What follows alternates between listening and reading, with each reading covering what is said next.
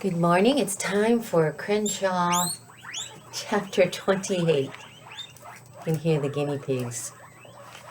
They think it's time for dinner. We lived in our minivan for 14 weeks. Some days we drove from place to place. Some days we just parked and sat. We weren't going anywhere. We just knew we weren't going home. I guess getting out of homelessness doesn't happen all at once either. We were lucky. Some people live in their cars for years. I'm not looking on the bright side. It was pretty scary and stinky. But my parents took care of us the best way they could. Hey, kitty. After a month, my dad got a part-time job at a hardware store.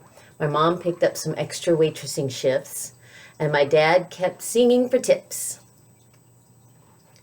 Every time his fishing gear got wet, fishing sign got wet, I made him a new one. Slowly, they started saving money bit by bit to pay for a rental deposit on an apartment. It was sort of like getting over a cold. Sometimes you feel like you'll never stop coughing. Other times, you're sure tomorrow is the day you'll definitely be well. But when they finally put together enough money, my parents moved us to Swan Lake Village. It was about 40 miles from our old house, which meant I had to start at a new school. I didn't care at all. At least I was going back to school, a place where facts mattered and things made sense. Instead of a house, we moved into a small, tired-looking apartment. It seemed like a palace to us, a place where you could be warm and dry and safe. I started school late, but eventually I made new friends. I never told them about the time we were homeless, not even Marisol. I just couldn't. If I ever talked about it, I felt like it couldn't ever happen. If I never talked about it, I felt like it could never happen again. On to chapter 29. Crenshaw and I didn't chat much during those weeks on the road. There was always someone around to interrupt us, but that was okay. I knew he was there, and that was enough. Sometimes that's all you really need from a friend. When I think about that time, what I remember most of all is Crenshaw, riding on top of our minivan. I'd stare out the window at the world, blurring past, and every so often I'd catch a glimpse of his tail. His tail. Riding the wind like the end of a kite. I'd feel hopeful then, for a while at least, that things would get better, and maybe, just maybe, anything was possible. On to chapter 30.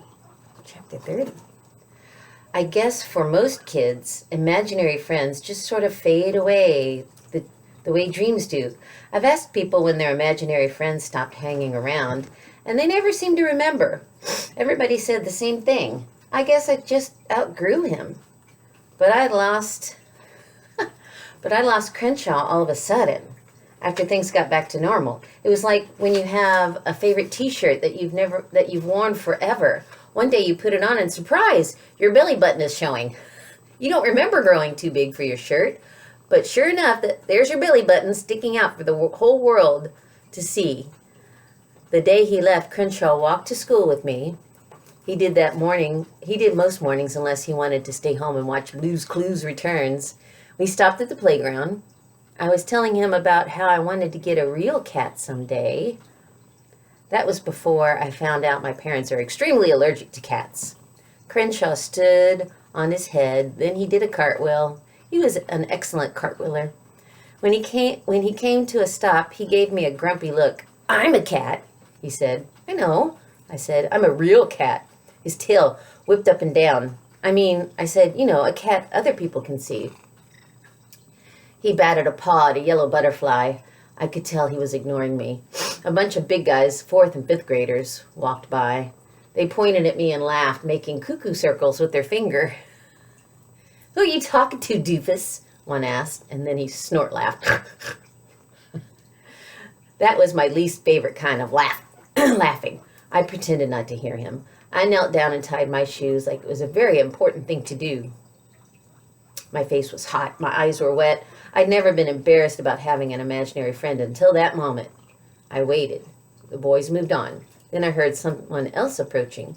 She wasn't walking, more like skip dancing. "Hey, I'm Marisol," said the girl. I'd seen her at recess before. She had long, dark, crazy hair and an unusually large smile. "I have a Tyrannosaurus backpack just like yours. I'm going to be a paleontologist when I grow up, which means..." "I know what it means," I said. "I want to be one of those too. Or maybe a bat scientist." Her smile got even bigger. "I'm Jackson," I said, and stood. When I looked around at me, I realized that Crenshaw had vanished. Oh.